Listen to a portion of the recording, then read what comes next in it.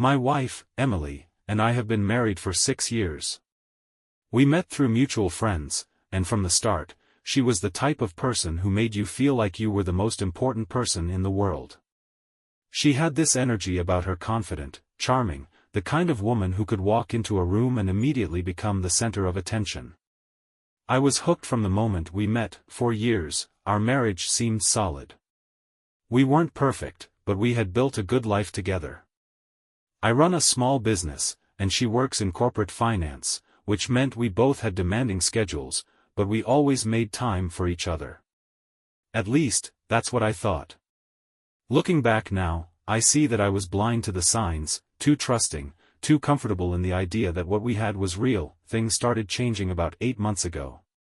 At first, it was small things. Emily started staying late at work more often, taking more business trips, being vague about details when I asked who she was meeting with. I didn't think much of it at first. Her job had always been high pressure, and I figured it was just a rough patch. But the excuses became more frequent. She would come home later and later, sometimes not at all, claiming she had stayed in a hotel because she was too exhausted to drive back. I wanted to believe her. I really did. Then there were the sudden upgrades. She started buying more expensive clothes, wearing jewelry I hadn't seen before, using a perfume that was new. She had always taken pride in her appearance, but this was different. There was an effort in how she dressed that didn't feel like it was for me. When I asked about the changes, she brushed it off, saying she just wanted to treat herself. After years of hard work, that I kept telling myself that I was overthinking things, that I was being paranoid. But the feeling in my gut wouldn't go away. It sat there, heavy, growing stronger with every unanswered call, every night she spent at the office, every moment that passed where she seemed more and more distant. The worst part? She wasn't just acting distant, she was becoming colder, more dismissive. Conversations that used to be effortless now felt forced. When I tried to talk to her about it, she would roll her eyes, tell me I was being too sensitive, accuse me of trying to control her. It was like she had turned into someone else, someone who no longer had the patience to deal with me. Then came the night that changed everything. Emily had another one of her late-night meetings. She had mentioned it offhandedly, barely giving me the details, just saying that she'd be home late and that I shouldn't wait up. I had heard this before, but something about the way she said it felt different this time. I didn't know why, but I had this urge to check up on her, to see for myself if my suspicions were real or if I really was losing my mind. So I did something I had never done before. I decided to go see for myself. I drove to her office, expecting to see the building lit up, maybe a few employees inside finishing up work. But the lot was empty. The building was dark. There was no late-night meeting. That was when I knew she had lied. And if she was lying about where she was, then there was only one other possibility. I sat there in my car, gripping the steering wheel so tightly my knuckles turned white, my mind racing through every possible explanation. But deep down, I already knew Emily was with someone else, and I was about to find out exactly who it was. I sat in my car outside Emily's office for what felt like an eternity, staring at the dark windows, my thoughts spiraling into places I didn't want them to go. The parking lot was empty except for a couple of stray cars that belonged to night staff in the nearby buildings. There was no sign of her, no indication that she had ever been there. I checked the time again. Almost midnight. My hands tightened around the steering wheel as I tried to think of a rational explanation, but deep down, I already knew the truth. She wasn't working late. She was with someone. I just didn't know who. I debated going home, pretending I didn't know, letting myself believe the lie a little longer. But something inside me snapped. I couldn't sit in that car, stewing in my own thoughts, while she was out there doing God knows what with God knows who. I had to know for sure. I had to see it with my own eyes. My pulse pounded in my ears as I pulled out my phone and opened the location-sharing app we had set up years ago. It wasn't something I checked often. In fact, I had barely used it since we first installed it. But now, as I stared at the small dot that marked her location, I felt my stomach drop. She wasn't far. A few miles away, parked near a high-end restaurant and bar that catered to corporate clients and wealthy professionals. A place she had mentioned before in passing, but never with any real enthusiasm. It wasn't the kind of place she normally went, which only made it worse. I started driving before I could talk myself out of it, my hands gripping the wheel so tightly that my knuckles ached. Every second that passed felt like an eternity, every red light a cruel delay in what I knew was going to be one of the worst moments of my life. My mind raced through every possibility. Maybe she really was meeting with a client. Maybe it was innocent. Maybe I was just being paranoid. But the more I tried to convince myself, the more I felt the truth pressing down on me like a weight I couldn't escape. When I pulled into the lot, I spotted her car immediately. Parked neatly near the entrance, the way she always did, like she wasn't trying to hide anything. As if this was just another normal night out, nothing to be ashamed of, nothing to keep secret. I stayed in my car for a moment, staring at the entrance, watching people come and go. Couples, business partners, groups of friends laughing as they stepped outside into the cool night air. And then, I saw her. She walked out of the restaurant, her posture relaxed, her face lit up in a way I hadn't seen in months. She was smiling, but not in the way she smiled at me. This was different. This was the kind of smile you gave someone who made you feel alive. My breath caught in my throat as my eyes moved to the man beside her. He was tall, well-dressed, the kind of guy who looked like he had never struggled a day in his life. Sharp suit, expensive watch, the kind of confidence that came with knowing you could have anything you wanted. And right now, what he wanted was my wife. They walked toward his car together, her arm brushing against his, their bodies close in a way that wasn't just friendly. My stomach twisted as I watched her laugh at something he said, her hand reaching up to touch his arm lightly, the way she used to touch me when we first started dating. It was like watching a version of her that I no longer recognized. I should have been furious. I should have stormed out of the car and confronted them right there in the parking lot. But instead, I just sat there, frozen, as reality crashed over me in slow motion. She had been lying to me for months, maybe longer. Every late night, every unexplained absence, every dismissive response when I asked about her schedule, it all led to this moment. And the worst part was, she didn't even look guilty. She looked happy. They reached his car, and I watched as she turned to face him, tilting her head up slightly as if waiting for something. And then, as if to drive the final nail into the coffin, he leaned down and kissed her. Not a quick kiss, not something innocent.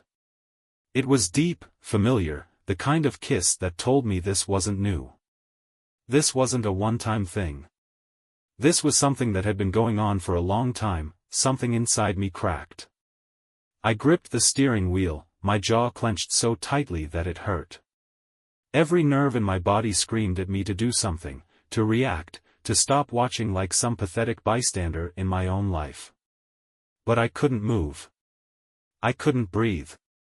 I just sat there, watching my wife kiss another man like I didn't even exist. Eventually, she pulled away, said something that made him chuckle, then slipped into the passenger seat of his car. Just like that, she was gone. Driven off into the night with a man who wasn't me. I sat there long after the taillights had disappeared down the road, my mind blank, my body numb. I had come looking for answers, and I had found them. Now, the only question left was what I was going to do next. That I sat in my car long after Emily and the lawyer drove away, my fingers still gripping the steering wheel as if I could crush it in my hands. The world outside continued like nothing had happened. Cars passed by, people walked down the sidewalks, laughing, living their lives. But inside that car, everything I had built, everything I had believed about my marriage, had just collapsed in front of me. The woman I had loved, the woman I had trusted with everything, had kissed another man like I didn't even exist. And then, without hesitation, she had gotten into his car and driven off, without a second thought about me, our marriage, or the life we had built together. I forced myself to breathe, trying to steady the storm inside me, but it was impossible. My mind kept playing the scene over and over again, the way she had looked at him, the way she had touched his arm, the way she had smiled at him like he was the only person in the world. I had seen that smile before. I had been the one she used to give it to. Now, it belonged to someone else that I should have gone home, should have taken the time to think, to process what had just happened. But instead, I did the one thing I told myself I wouldn't do. I called her. My hands were shaking as I tapped her name on my phone, my heart pounding so hard I could hear it in my ears. The phone rang once, twice, 3 times. And then, just when I thought she wouldn't answer, her voice came through the speaker. She sounded normal. Relaxed. Like nothing had happened. She asked me why I was calling so late. The anger inside me exploded all at once. I told her I knew. I told her I had seen everything. The kiss, the way she had been with him, the way she had gotten into his car without a care in the world. The line went silent.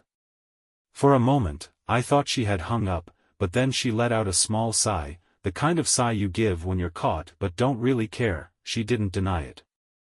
She didn't even try to lie. Instead, she asked me what I was doing following her.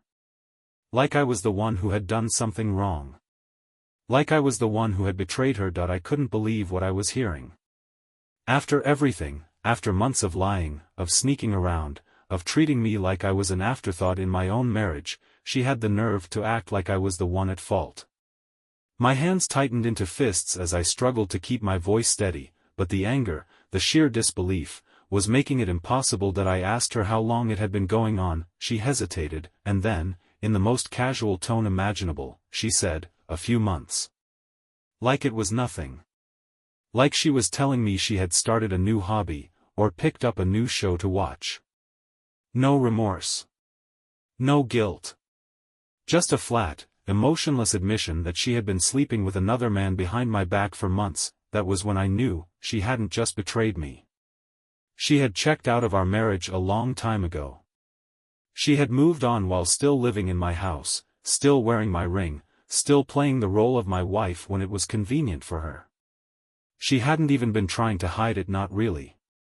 She had been testing the limits, pushing the boundaries, waiting to see how long it would take before I figured it out, and now that I had, she wasn't even sorry that I told her to come home. We needed to talk. She sighed again, like this was an inconvenience for her, but she said she'd be back soon. Then she hung up. I sat in silence, staring at my phone, trying to wrap my head around the fact that the woman I had married, the woman I had built my life with, was acting like this wasn't a big deal. That it was just something that happened. That I should somehow accept it. By the time I got home, my entire body was vibrating with anger. I paced the living room, waiting for her, my mind racing through everything I wanted to say, everything I wanted to scream at her. I had always been the calm one in our relationship. The rational one. But this wasn't something I could just talk through. This wasn't something that could be fixed with an apology. When she finally walked through the door, she didn't look upset. She didn't look ashamed. She looked annoyed. Like I was making a big deal out of nothing. She tossed her purse onto the counter and crossed her arms, staring at me like she was waiting for me to get whatever I had to say out of my system. I asked her if she had anything to say. She shrugged. "I didn't want you to find out like this." I felt something snap inside me. That was what she had to say. That was the part that bothered her. Not the fact that she had been lying to me, not the fact that she had broken our vows, not the fact that she had made a complete fool out of me for months. No, the only thing that seemed to matter to her was that I had found out before she was ready. I asked her if she loved him. She hesitated. That tiny moment of hesitation told me everything. Then, she said, "I don't know." I felt like the ground had been pulled out from under me. Not just because she had admitted it, but because she didn't even have the decency to lie. She wasn't even trying to protect me from the truth. She had already moved on, already detached herself from whatever we had, and now she was just watching me catch up. I took a deep breath, trying to stop myself from doing something I would regret. I told her I deserved the truth. All of it. She looked me in the eye and told me she had been seeing him for over 6 months. That it had started as just talking, but had turned into something more. That she hadn't planned for it to happen, but once it did, she didn't stop it. That I asked her why. She said she felt stuck in our marriage. That she wanted more. That she wanted to feel something new again. That it was like being punched in the stomach. That I had given her everything. I had supported her, loved her, built a life with her. And it hadn't been enough. She didn't apologize. She didn't beg for forgiveness. She just stood there, waiting for me to decide what came next, and for the first time, I realized I didn't love her anymore. The woman standing in front of me wasn't my wife. She was someone else entirely. Someone who had been waiting for me to figure it out so she could finally move on. That I told her I was done. She didn't even flinch, she just nodded, like she had been expecting it, like she had been waiting for it. And at that moment, I knew this marriage had ended long before I ever caught her. I had just been the last one to see it. That I stood in the middle of our living room, staring at the woman I had once loved, the woman I had given everything to, the woman who had just admitted that she had been sleeping with another man for 6 months, and she didn't even have the decency to look ashamed. She wasn't crying. She wasn't pleading. She wasn't even trying to convince me that it was a mistake, that she regretted it, that she had just gotten caught up in something she didn't mean to. No, she stood there, calm, detached, like someone who had already made peace with the destruction she had caused. That was the worst part of it all, the sheer indifference. If she had been angry, if she had tried to gaslight me, if she had shouted back at me, maybe that would have made it easier. Maybe I could have held on to some emotion, some passion, some connection, even if it was anger. But this? This was nothing. She had nothing left to give, no fight, no remorse, just an exhausted acceptance that this was the end. Like I had been the last piece of dead weight holding her back, and now that I had found out, she could finally cut me loose without guilt. And the realization hit me like a truck. I had been fighting for something that had already been gone. That I wanted to scream, to break something, to demand answers that I knew wouldn't matter. I wanted to ask her how she could do this to me, how she could look at me every day and pretend, how she could come home to my bed after being in his. I wanted to know if she had ever thought about stopping, if she had ever felt guilty, if she had ever laid awake at night and wondered what would happen if I found out. But I already knew the answer. If she had cared, she wouldn't have done it in the first place. If she had felt guilt, she wouldn't have let it go on for 6 months. If she had ever planned on telling me the truth, she wouldn't have waited for me to catch her. No, she had been waiting for this. Maybe she had even wanted it. Maybe she had been too much of a coward to leave on her own, so she had been waiting for me to finally open my eyes and walk away first. That I felt sick. My stomach twisted into knots as the weight of everything crashed over me all at once. This wasn't just the end of a marriage. This was the end of the life I had spent years building. Every memory, every holiday, every inside joke, every late-night conversation, all of it was tainted now, poisoned by the knowledge that while I had been loving her, while I had been thinking about our future, she had already been looking elsewhere. I tried to remember the last time I had kissed her and truly felt like she was mine. I tried to think of the last time she had touched me without it feeling forced, the last time she had looked at me like I was the person she wanted to be with. But I couldn't find it. Somewhere along the line, it had disappeared, and I hadn't even noticed. She sighed, rubbing her forehead like she was the one who had to deal with the fallout, like this whole conversation was just a necessary inconvenience on the way to her new life. She told me she didn't want it to happen like this. That she had been meaning to tell me for a while but didn't know how. That it had just happened, that she had been unhappy for longer than I knew, that she didn't want to hurt me, but she also couldn't keep pretending anymore. And that was the final blow. She was talking like she was the victim, like she was the one who had been trapped, like I was the one who had been keeping her from the happiness she thought she deserved. I had heard people talk about this before, how cheaters rewrote history in their minds, how they convinced themselves that they had no choice, that their betrayal was somehow a necessary act of self-discovery. But hearing it come from my own wife's mouth, it was almost unbearable. She told me she was going to leave. That it was probably for the best. That she didn't want to drag this out any longer than necessary. She said she would stay with a friend for now, figure things out, and that we could talk about what came next when we were both calmer. She said it like she was doing me a favor, like she was giving me time to adjust, like this was some mutual decision we had both come to. I almost laughed at the absurdity of it. She had already made every decision without me. She had decided to cheat. She had decided to lie. She had decided to keep me in the dark. And now, she was deciding how this was going to end. But the difference was, for the first time, I wasn't going to let her have control. That I told her she didn't need to leave. I would. I didn't want to spend another night in the same house as her. I didn't want to wake up in the morning and see her moving around like nothing had changed. I didn't want to see her pack her bags and have the image of her walking out burned into my mind for the rest of my life. I didn't want to give her the satisfaction of thinking that she had ended this on her terms. So I grabbed my keys, took only what I needed, and walked out.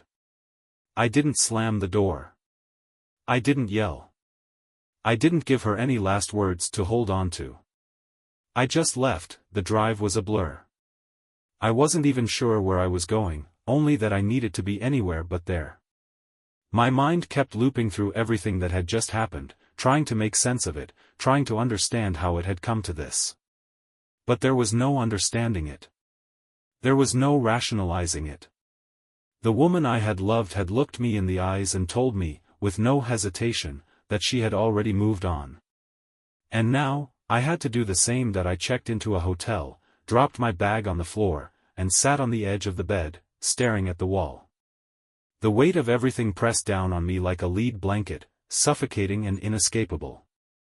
The shock, the anger, the heartbreak, it was all fighting for space in my chest, but underneath it all, there was one overwhelming emotion that I hadn't expected to feel so soon: relief.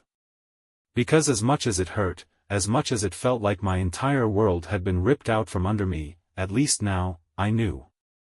At least now, there were no more lies. No more wondering. No more waiting for something that was never going to happen. It was over. And now, for the first time in a long time, I could finally start figuring out what came next. That I woke up in the hotel room feeling like I had barely slept at all. The weight of everything that had happened the night before settled into my chest like a heavy stone. The reality of it hit me again, fresh and raw. Emily had been sleeping with another man for 6 months. She had lied to me every single day. And she hadn't even tried to deny it when I confronted her. She just stood there, indifferent, like she had been waiting for this moment, like she had been waiting for me to figure it out so she wouldn't have to pretend anymore. And now, I was here, in a room that wasn't mine, with nothing but a duffel bag of clothes and the knowledge that my marriage was over. I sat up slowly, staring at the plain white walls, the cheap hotel furniture, the suitcase at my feet. It still didn't feel real. I had spent years building a life with Emily, trusting her, believing that we were in this together. And yet, she had been slipping away from me for months, and I had been too blind to see it. I thought back to all the little moments that suddenly made sense: the nights she came home late and avoided my touch, the excuses about work meetings that never really added up, the way she had started treating me like I was an obligation rather than a choice. She had already left me long before I had walked out that door. I had just been the last one to see it. I reached for my phone and checked my notifications. A few missed calls from family members, a couple of unread texts from friends. Nothing from Emily. Not a single message. Not even a fake apology, not even an attempt to explain herself. I had half expected her to at least pretend she cared, to send a long text filled with empty words about how she was sorry, how she didn't mean to hurt me, how she just got caught up in something she didn't know how to stop. But there was nothing.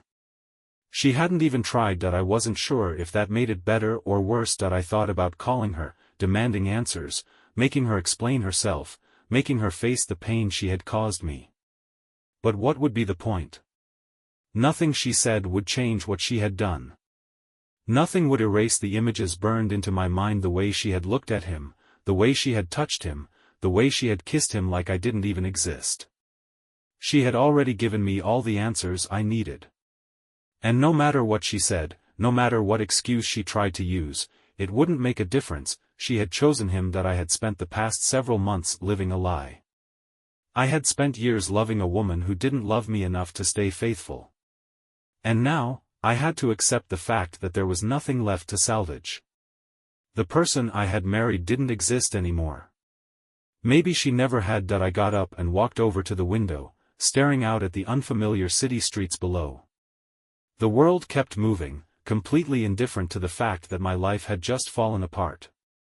People walked past on the sidewalks, cars honked in the distance, businesses opened their doors for another normal day. And I stood there, feeling like I was frozen in place while everything around me continued as if nothing had changed. I grabbed my keys and left the hotel. I needed to do something, anything, to feel like I still had some control over my own life. I drove aimlessly for a while, my mind drifting between anger, disbelief, and sadness. I thought about all the things I had ignored, all the warning signs I had brushed aside. I had trusted Emily completely. I had believed that we were solid, that we were happy, that no matter what, we were in this together. And yet, she had been sleeping with another man behind my back for half a year. How had I not seen it? How had I been so blind? I pulled into a parking lot near a small coffee shop, staring at my reflection in the rearview mirror. I looked exhausted, drained, like someone who had just been hit by a freight train. I had spent so long thinking of myself as a husband, as part of a team. Now, I was just a man whose marriage had fallen apart, a man who had been betrayed by the person he trusted most. I got out of the car and walked inside. The smell of fresh coffee filled the air, the quiet hum of conversation providing a brief distraction from the thoughts in my head. I ordered something strong, sat at a table in the corner, and just stared at my phone, scrolling mindlessly through messages, through old photos of Emily and me, through the memories that felt like they belonged to someone else's life. And then, for the first time since this nightmare had started, I let myself feel it. The pain, the heartbreak, the sheer weight of betrayal. It hit me all at once, and I had to clench my jaw to keep it together, to keep from completely falling apart in the middle of a coffee shop filled with strangers. I had been trying so hard to stay numb, to push it down, to convince myself that I was fine. But I wasn't fine. I was drowning in it. I thought about all the years I had given to her. The plans we had made. The way I had imagined our future together, the life I had assumed we would build. And now, all of it was gone. In the end, it hadn't mattered how much I loved her. It hadn't mattered how much I had tried. She had still chosen someone else. She had still thrown it all away like it was nothing. I didn't even realize how much time had passed until I glanced at my watch and saw that I had been sitting there for over an hour, lost in my own thoughts. I forced myself to take a deep breath, to shake off the overwhelming sadness creeping up my spine. I couldn't stay here, wallowing in it. I had to figure out what came next. I pulled out my phone and opened the rental listings again. I needed a place to live, a place that was mine, where I didn't have to be surrounded by memories of Emily. I wasn't going back to that house. She could have it. She could live in the mess she created. I scrolled through the listings until I found a few that looked promising. I sent messages to the landlords, setting up appointments to see them. For the first time since walking out of that house, I felt like I was taking control again. Emily had taken so much from me, but she wasn't going to take my future. I finished my coffee, stood up, and walked out into the daylight. I didn't know what was ahead of me. I didn't know how long it would take to heal from this. But I knew one thing: this was the beginning of something new, and for the first time in a long time, I wasn't looking back. I spent the rest of the day forcing myself to move forward. There was no use replaying Emily's words in my head, no point in trying to piece together what I could have done differently.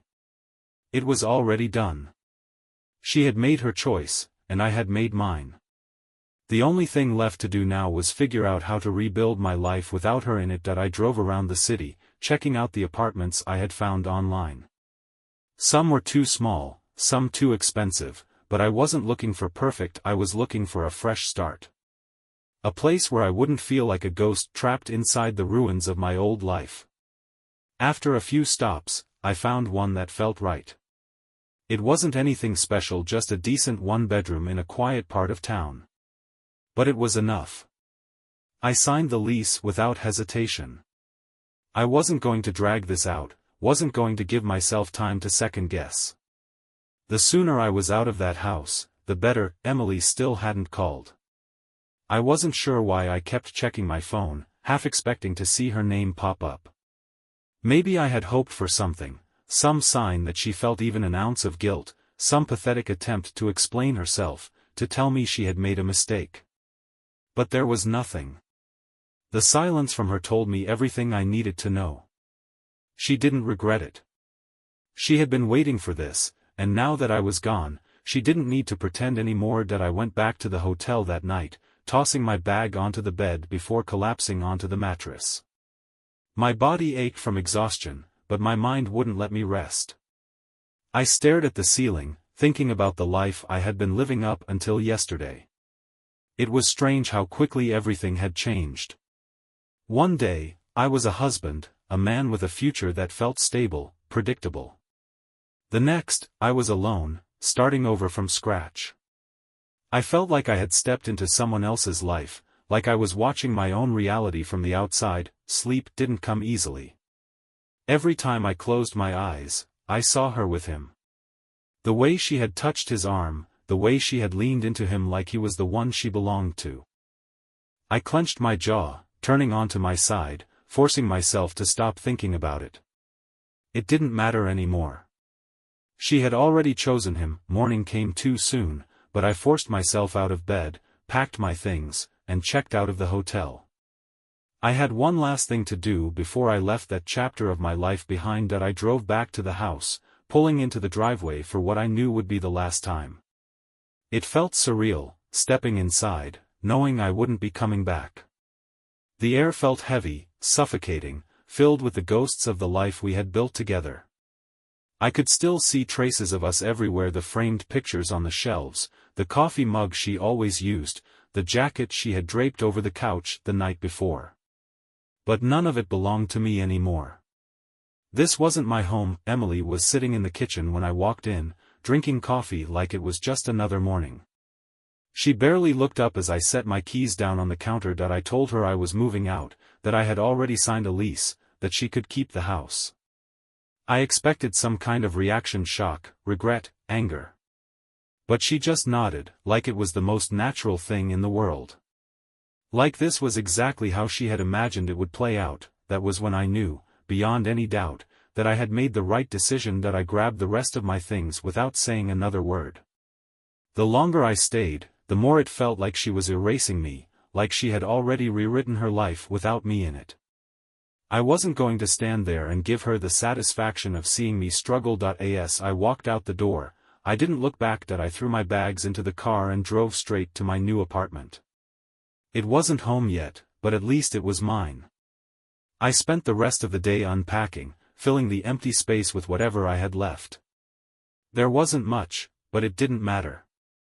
It wasn't about the stuff, it was about the fact that I was starting over. That night, I sat on the floor with a beer, staring at the blank walls of my new life. It wasn't what I had planned. It wasn't where I thought I'd be. But for the first time in months, I felt something close to peace. Emily was gone. The lies, the betrayal, the weight of it all, it was still there, but it wasn't crushing me anymore. I wasn't the man she had turned me into. I wasn't going to let her ruin me. Tomorrow, I would wake up in a place that wasn't filled with memories of her. Tomorrow, I would take another step forward, and eventually, I would be okay. The first morning in my new apartment was eerily quiet. No sound of Emily moving around, no faint hum of the coffee machine, no forced small talk before she rushed off to wherever she was really going. Just silence. It was strange how something so simple could feel so heavy. I sat on the edge of my bed for a long time, staring at the wall, trying to process the fact that this was my new reality. I had spent years waking up beside someone who no longer loved me, and now, for the first time in a long time, I was truly alone. I had expected the pain to hit me like a train, to suffocate me under its weight, but instead, it was just empty. The kind of emptiness that doesn't hurt right away but settles deep into your bones, reminding you that something is missing. And yet, that emptiness felt better than the lies. Better than living with someone who had been deceiving me every single day that I made coffee and sat at the tiny kitchen table, scrolling through my phone out of habit. I didn't have any missed calls from Emily. No messages. No attempts to reach out. No weak, half-hearted apologies. She had moved on completely, as if the last 6 years of our marriage had meant nothing to her. Maybe they hadn't. Maybe I had been the only one who had believed in us, the only one who had thought we were worth fighting for. A part of me wanted to confront her one last time, to ask her if she had ever truly loved me or if I had just been a stepping stone to the life she really wanted. But I already knew the answer. She had made her choice. She had looked me in the eye and admitted it without hesitation. And what was worse, she hadn't even fought to keep me. That should have been enough for me to walk away completely, but something inside me still needed closure. Not from her, she wasn't capable of giving me that. But for myself, that I decided to go back to the house one last time. Not to see her, not to give her another chance to manipulate me, but to take back the one thing she hadn't managed to steal, my sense of self. The drive there felt surreal. Just days ago, I had driven down this same road thinking my life was intact, thinking I was just another husband with a busy wife. Now, I knew the truth, and it was like looking at everything through new eyes. The house looked the same from the outside, but I knew that inside, it was no longer mine. When I walked in, she was sitting on the couch, scrolling through her phone, completely unbothered. She barely glanced up when I entered, like I was just another visitor, someone passing through. That moment, more than anything else, solidified what I already knew. Emily had never been in this marriage the way I had been. She had been halfway out the door long before I had ever suspected anything. That I didn't say anything to her. I just went straight to the office, where I had left a few important things behind. Old journals, a few sentimental items, things that mattered to me even if they didn't have much monetary value. As I packed them into a box, I could feel her presence behind me, lingering in the doorway. She finally spoke, her voice neutral, detached. She asked if I was okay. The audacity of the question almost made me laugh. That I didn't answer right away. Instead, I looked at her for a long moment, really looked at her, and I realized something. I didn't feel love anymore. I didn't feel anger, or sadness, or even betrayal. I just felt nothing. She was just a person now. Not my wife. Not someone I cared about. Just a stranger I used to know. That I told her I was fine. That was it. No accusations, no dramatic speech, no final words meant to hurt her. Just a simple statement. And maybe that was what she had been waiting for, because she just nodded and walked away without another word. That was the last time I saw her. I took the box, left the house, and didn't look back. The next few weeks were strange, like learning how to live in an entirely new way. There were nights when the loneliness hit me hard, when I would wake up expecting to hear the sound of someone beside me and feel the crushing weight of reality when I realized I was alone. But then there were moments when I felt a kind of peace I hadn't felt in years. No more wondering where she was. No more questioning if she was lying to me. No more feeling like I wasn't enough. One night, I sat on my apartment balcony with a beer, watching the city lights flicker in the distance, and I finally allowed myself to let go. Emily had never deserved me. She had taken my love, my trust, and she had thrown it away without a second thought. But that wasn't my burden to carry anymore. I had spent so much time trying to figure out what I had done wrong, but the truth was, it had never been about me. She had been selfish, and I had been collateral damage. That was on her, not me. For the first time since everything had fallen apart, I realized that I was free from her lies, free from the weight of trying to fix something that had already been broken, free to start over. And that was exactly what I was going to do.